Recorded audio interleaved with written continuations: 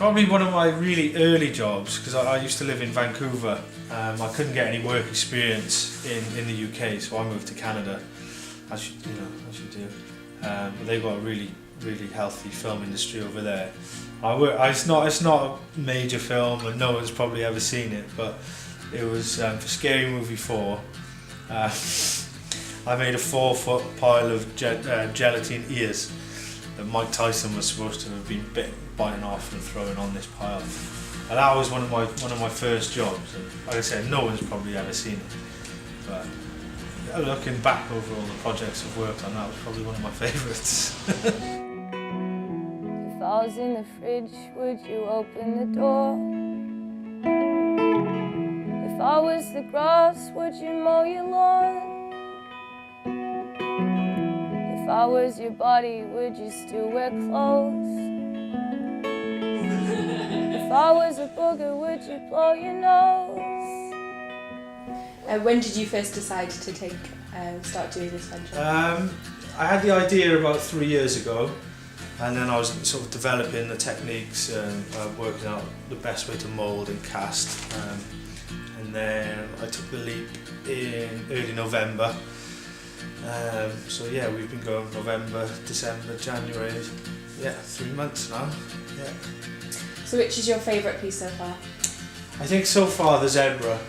I'm still loving the zebra, but the unicorn's starting to become a favourite of mine at the moment, which is down there. So how do you go about when you're designing them? Did you have to go and see some zebras? Or?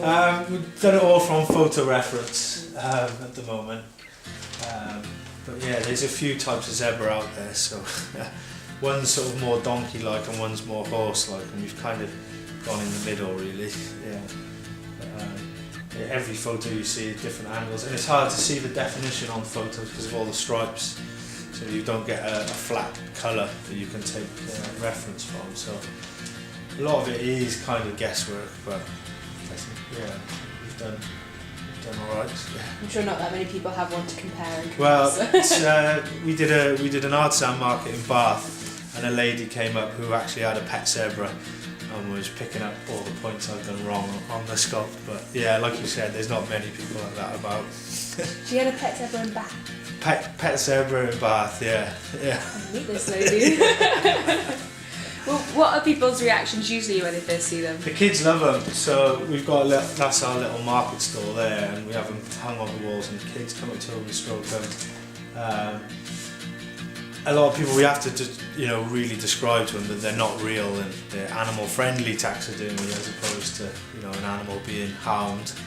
Right? But yeah, I think a lot of people are quite shocked when we tell them that they're not real. Yeah, they seem to like them. How long will it take from start to finish to create? The sculpt in clay form usually takes about 3 to 4 days. And once you're happy with the clay sculpture, then you take silicone mould, which will take about 4 or 5 days.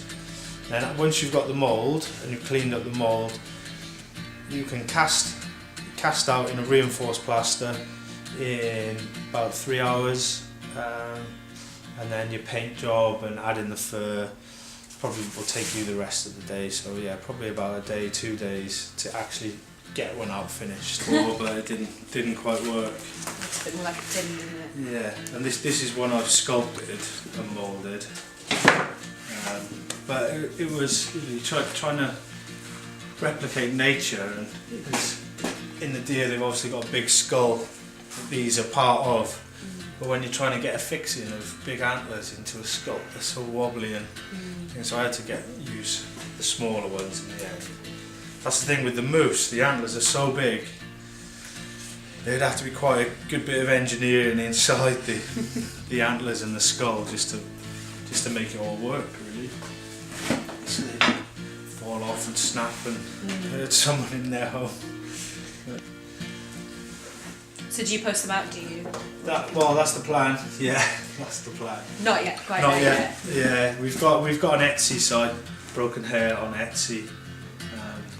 So that sort of gives us access to American customers, hopefully. But we're just starting on Etsy, so it's trying to find people to like your site and promote over there. Because I think America would be a good market for us. Definitely, yeah.